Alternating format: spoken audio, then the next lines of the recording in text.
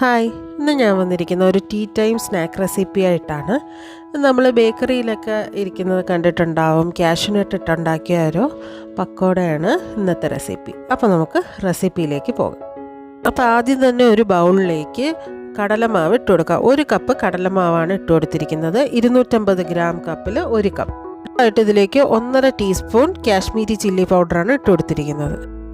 1/2 teaspoon കായപ്പൊടി, 1 teaspoon ഉപ്പ്, അതുപോലെ ചെറുതായിട്ട് അരിഞ്ഞു വെച്ചിരിക്കുന്ന ഒരു വലിയ സവാളയ്ക്ക് പകരം ചെറിയ ഉള്ളി ഉപയോഗിക്കാം. 1 ടീസ്പൂൺ വെളുത്തുള്ളി ചതച്ചത്. അടുത്തായിട്ട് 1.5 ടീസ്പൂൺ പെരുംജീരകം ഇട്ട് കൊടുക്കണം. അടുത്തായിട്ട് ഞാനിതിലേക്ക് ഒരു 1/4 കപ്പ് കാഷ്യൂനട്ട്സും കൂടി ഇട്ട് കൊടുക്കുന്നുണ്ട്. കാഷ്യൂനട്ടിന് പകരം കപ്പലണ്ടിയും യൂസ് ചെയ്യാവുന്നത്. അടുത്തായിട്ട് ഇതിലേക്ക് ഒരു 2 തണ്ട് കറിവേപ്പിലയും കുറച്ച് മല്ലിയിലയും കൂടി ഇട്ട് കൊടുക്കാം.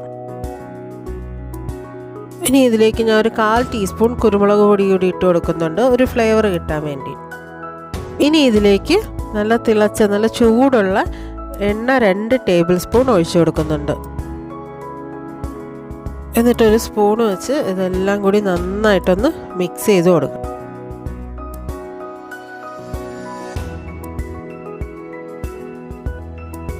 അപ്പോൾ ഇതാ ഇവിടെ ഏകദേശം ഒന്ന് മിക്സ് ആയിട്ടുണ്ട്. ഇനി സ്പൂൺ മാറ്റിയിട്ട് നമുക്ക് കൈ കൊണ്ട് നല്ലതുപോലെ കുഴച്ചെടുക്കാം.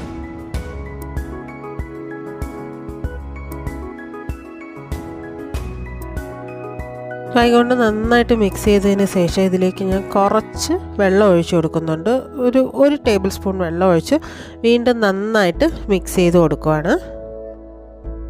അപ്പോൾ അതാ ഈ ഒരു പരുവാവുന്നത് വരെയാണ് കുഴച്ചെടുക്കേണ്ടത്. ഒരുപാടങ്ങ് വെള്ളം ഒഴിച്ച് ലൂസാക്കി കളയരുത്.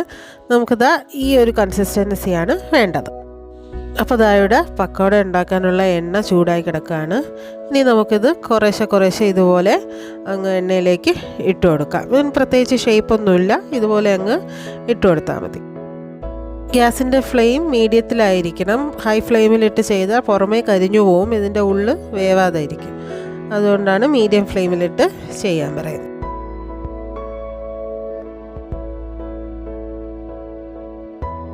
എണ്ണയിലേക്ക് ഇട്ട ഉടനെ തന്നെ തവിയിട്ട് ഇളക്കരുത്. ഒരു 2 മിനിറ്റ് കഴിഞ്ഞ് ഇതുപോലെ പതുക്കെ ഒന്ന് ഇളക്കി കൊടുക്കണം. അപ്പോൾ ഇവിടെ ആദ്യത്തെ സെറ്റ് പക്കോട റെഡി ആയിട്ടുണ്ട്. ഇതുപോലെ ഒരു ഗോൾഡൻ ബ്രൗൺ കളർ ആകുമ്പോഴേക്കും എടുക്കണം.